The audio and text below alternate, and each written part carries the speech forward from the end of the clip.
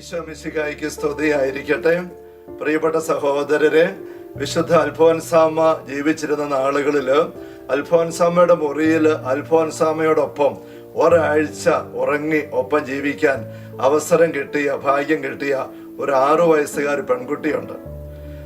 കൂട്ടത്തിൽ താമസിച്ചത് മാത്രമല്ല, അൽഫോൻസാമ്മയുടെ വായിരുന്ന് മനോഹരമായ ഒരു സുഹൃതയും പഠിക്കാനും അവസരം കിട്ടി. ആ 6 വയസ്സുകാരി പെൺകുട്ടിക്ക് ഇന്ന് 90 വയസ്സാണ്. സിസിലി സെബാസ്റ്റ്യൻ വാഴചാരിക്കൽ. ഇതാണ് ആ 6 വയസ്സുകാരി പെൺകുട്ടി. ഇത് എൻ്റെ അമ്മച്ചിയാണ്. അമ്മച്ചി ഈശോ മിശിഹായ്ക്ക് സ്തുതിയായിരിക്കട്ടെ. അൽഫോൻസാമ്മ മരിക്കുന്നത് 1946-ലാണല്ലോ. അമ്മച്ചി ജനിക്കുന്നത് 1936-ലാണ്. അൽഫോൻസാമ്മ മരിക്കുമ്പോൾ അമ്മച്ചിക്ക് 10 വയസ്സാണ് പ്രായം. അമ്മച്ചിയുടെ സ്വന്തം വീട് ഭരണങ്ങാനമടുത്ത് അമ്പാറ ഭാഗത്തുള്ള കോറ്റാരപ്പള്ളിലും അമ്മച്ചിയുടെ അമ്മ വീട് ഭരണങ്ങാനത്തിന്റെ കിഴക്ക് വശത്തുള്ള ചൂണ്ടശ്ശേരിയില് ആലാനിക്കൽ മൂത്തേടത്തുമാണ്. അതുവഴിയായിട്ടാണ് അമ്മച്ചിക്ക് അൽഫോൻസാമ്മയുടെ മുറിയിൽ താമസിക്കാനുള്ള ഭാഗ്യം കിട്ടിയത്. അമ്മച്ചി അൽഫോൻസാമ്മയുടെ മുറിയിൽ താമസിക്കാൻ അവസരം കിട്ടിയത് ആദുർബാന സ്വീകരണത്തിന്റെ ഒരുക്കത്തിന്റെ ഭാഗമായിട്ടാണ് അമ്മച്ചി പറയുന്നത്.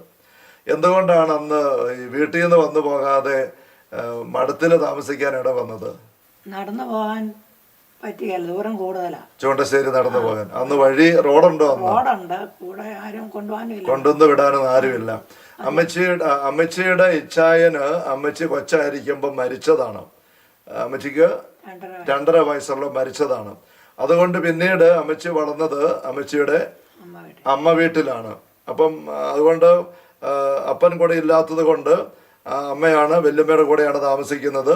അപ്പൊ അവിടുന്ന് കുർബാന സ്വീകരണത്തിന് കൊണ്ടുവന്ന് വിടാനായിട്ട് ആളില്ല. അതുകൊണ്ട് ഈ മഠത്തിൽ എങ്ങനെയാ അമ്മച്ചി കണക്ഷൻ വന്നത്?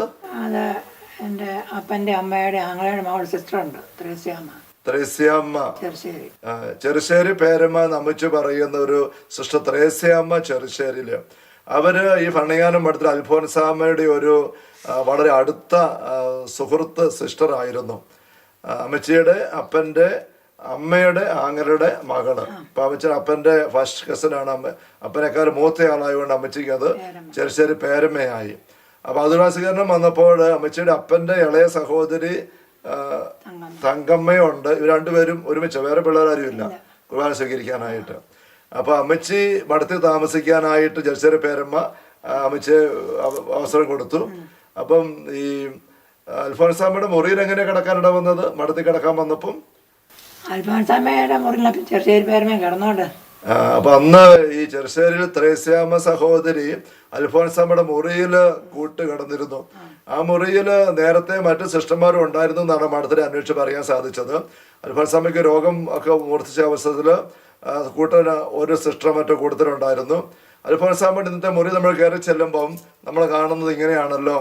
ഇവിടെ എഴുതി വെച്ചിട്ടുണ്ട് 1938 മുതൽ 1946 അൽഫോൻസാമ്മ മരിക്കുന്നവരെ താമസിച്ച മുറി എന്ന് എഴുതി വെച്ചിട്ടുണ്ട്. അപ്പോൾ 8 വർഷം അൽഫോൻസാമ്മ അവസാനത്തെ വർഷം ചെലവഴിച്ച മുറിയാണിത്. ഈ മുറിയില് അമ്മച്ചിക്ക് ഓർമ്മയുണ്ടോ എവിടെയാണ് അമ്മച്ചി കിടന്നത്, അല്ലെങ്കിൽ ത്രേസ്യാമ്മ സിസ്റ്റർ കിടന്നത് എന്നുള്ളത്? അപ്പൊ ഈ മുറിയിൽ അമ്മച്ചി കിടന്നതിന്റെ ഓർമ്മകളും. അപ്പൊ ഇവിടെ കിടക്കുമ്പം രാവിലെ അമ്മച്ചി അൽഫോൻസാമ്മ പള്ളിയിൽ പോകുമായിരുന്നു. കുർബാനയ്ക്ക് പള്ളി പോവുകയല്ല. വടക്കേലച്ഛന് വടക്കേ വെല്ലിച്ചൻ മുറി കൊണ്ടുവന്ന് കുർബാന കൊടുക്കും.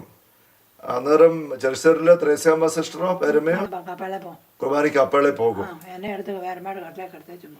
ത്രേസ്യാമ്മ സിസ്റ്റർ പോകാൻ നിലത്ത് കിടന്ന് അമ്മച്ചി എടുത്ത് പേരമ്മയുടെ കട്ടിലെ കിടത്തും. അപ്പൊ അൽഫോൻസാമ്മയുടെ ഇപ്പുറത്തെ കട്ടിലെ അമ്മച്ചി കിടന്നു. അപ്പൊ കുർബാനയും കൊണ്ട് വടക്കേലച്ഛൻ വരുമ്പോഴോ കിടക്കുള്ളൂ, അല്ല മുട്ടുകുത്തൊന്നുമില്ല, ആരും പറഞ്ഞു തന്നില്ല. അപ്പൊ അൽഫോൻസാമ്മ കിടന്നോണ്ടോ കുർബാന സ്വീകരിക്കുന്നത്? അൽഫോൻസാമ്മ ഏറ്റിരിക്കും. ഓക്കെ. അപ്പം അച്ഛൻ വരുമ്പോൾ അമ്മച്ചി ഏറ്റിരിക്കുക, അച്ഛനൊന്നും പറയല്ല, വടക്കു പറയൊന്നുമില്ല. അമ്മച്ചി അറിയാം. അച്ഛന്റെ വീട് വടക്കേലെ വീട് അമ്മച്ചിയുടെ അമ്മ വീടുമായിട്ട് അടുത്താണ്. അതുകൊണ്ട് അച്ഛനും അമ്മച്ചിയും അറിയാം. അതുകൊണ്ട് കുഴപ്പമില്ല. അപ്പൊ അങ്ങനെ അച്ഛൻ വന്ന് കുർബാന കൊടുത്തിട്ട് പോകുന്നത് അമ്മച്ചിയുടെ ഓർമ്മയിൽ കിടക്കുന്നുണ്ട്. അപ്പൊ നിങ്ങൾ പഠിച്ചിരുന്ന പള്ളിക്കൂടം ഈ അൽഫോൻസാമ്മയുടെ മുറിയുടെ തൊട്ടടുത്ത് കാണുന്ന കെട്ടിടമാണ്. അമ്മച്ചിയുടെ കൂടെ അന്ന് സ്കൂളിൽ ഒരുമിച്ച് പഠിച്ചൊരു കൂട്ടുകാരി ഇന്ന് ഭരണങ്ങാനം മഠത്തില് സിസ്റ്റർ ആയിട്ടുണ്ട്, സിസ്റ്റർ മേരി കുന്നേമുറിയില്. അവർ രണ്ടുപേരും കൂടെ അന്ന് ഓർമ്മകളൊക്കെ പങ്കുവെക്കുന്ന നമുക്ക് ശ്രദ്ധിക്കാം. അന്ന് അവർ പഠിച്ച പള്ളിക്കൂടം ചൂണ്ടിക്കാണിച്ചുകൊണ്ട്. അൽഫോൻസാമ്മയുടെ അടക്കിന്റെ അന്ന് പള്ളിയുടെ മുൻപിൽ വെച്ച് ഒരു ഗ്രൂപ്പ് ഫോട്ടോ എടുത്തുന്നു. ആ ഗ്രൂപ്പ് ഫോട്ടോയ്ക്കകത്ത് 52ാമത്തെ നമ്പറായിട്ട് കൊച്ചു പെൺകുട്ടിയായിട്ട് നിപ്പുണ്ട് അല്ലേ? ആ ഫോട്ടോയ്ക്കകത്തുണ്ട്.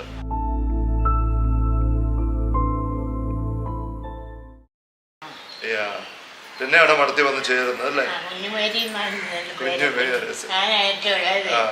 നിങ്ങൾ തമ്മിൽ ഇപ്പൊ ഓർമ്മയായോ? അയ്യോ എന്തോർമ്മയെന്ന് വെച്ചാൽ ഇങ്ങനെ മരിക്കുന്നതിന് മുമ്പ് ഈ 90 വയസ്സ് കഴിഞ്ഞപ്പോഴെങ്കിലും എൻ്റെ ഈ വലിയ ഫ്രണ്ടിനെ ഒന്ന് കാണാൻ പറ്റിയതാണ് എനിക്ക് ഏറ്റവും സന്തോഷം. നാളെ പോയാലും കാണുകയില്ലായിരുന്നു. ആളുടെ കൊട്ടു നോക്കാൻ ഇവിടെയാണ് പഠിച്ചതല്ലേ? ഇതിന് മുകളിൽ സ്കൂള്, ഗേൾസ് ഹൈസ്കൂള്, പ്രൈമറി തുടങ്ങി ഒന്നാം ക്ലാസ് തുടങ്ങി പഠിച്ചത്. ഈ ചെറുശ്ശേരിയിലെ ത്രേസ്യാമ്മ സിസ്റ്ററിനെ ഓർക്കുന്നില്ലേ? അപ്പൊ ഈ ത്രേസ്യാമ്മ സിസ്റ്റർ അൽഫോൻസാമ്മയുടെ മുറിയിൽ കിടക്കാനായിട്ട് പലപ്പോഴും ഉണ്ടായിരുന്നു എന്നാണ് പറയുന്നത്, കൂട്ട് കിടക്കാനായിട്ട്. അൽഫോൻസാമ്മയുടെ മുറിയാണല്ലോ ഇത്. അന്ന് അമ്മച്ചി 6 വയസ്സുള്ളപ്പം കിടന്നപ്പോൾ ഈ കെട്ടില് അൽഫോൻസാമ്മ കിടന്നത് എവിടെയായിരുന്നു അമ്മച്ചി ഓർമ്മിക്കുന്നുണ്ടോ? കട്ടിൽ അവിടെ തന്നെയായിരുന്നു. അപ്പൊ ചെറുശ്ശേരി പേരമ്മ കിടന്നത് ഇവിടെയായിരുന്നു. അമ്മച്ചി എവിടെയാ കിടന്നത്? ഇവിടെ പായിട്ട് കിടക്കുകയായിരുന്നു. അൽഫോൻസാമ്മ അമ്മച്ചിയെ ഒരു സുഹൃദേവം പഠിപ്പിച്ചെന്ന് അമ്മച്ചി പറയുന്നുണ്ടല്ലോ. ആ സുഹൃദേവം എപ്പോഴാ പഠിപ്പിച്ചത് അമ്മച്ചിയെ? ഈ കുർബാന കൈക്കൊള്ളാൻ ഒരുങ്ങി കൈക്കൊള്ളാനായിട്ട് ഒരുങ്ങി കുറച്ച് ദിവസം ഞങ്ങള് തങ്ങമ്മ വന്ന് അവിടെ ഒരുങ്ങിയല്ലോ. ഒരുങ്ങി അന്നായിരിക്കുമ്പം അൽഫോൻസാമ്മ പറഞ്ഞെന്ന് പഠിപ്പിച്ചു.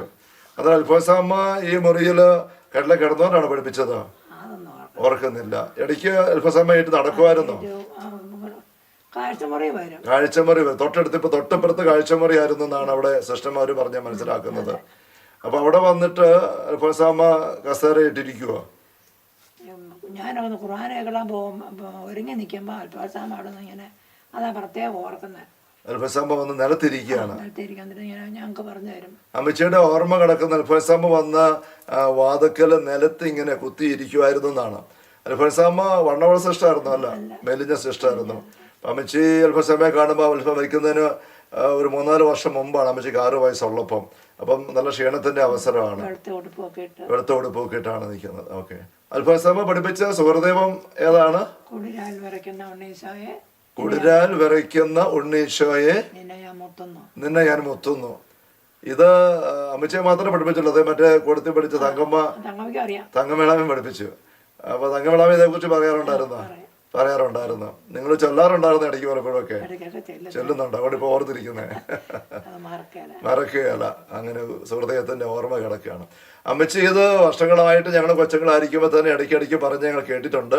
അപ്പോൾ ഞങ്ങൾക്ക് അമ്മച്ചിയുടെ വിശേഷം എല്ലാം ഒന്ന് വിശദമായിട്ട് ചോദിക്കണമെന്ന്.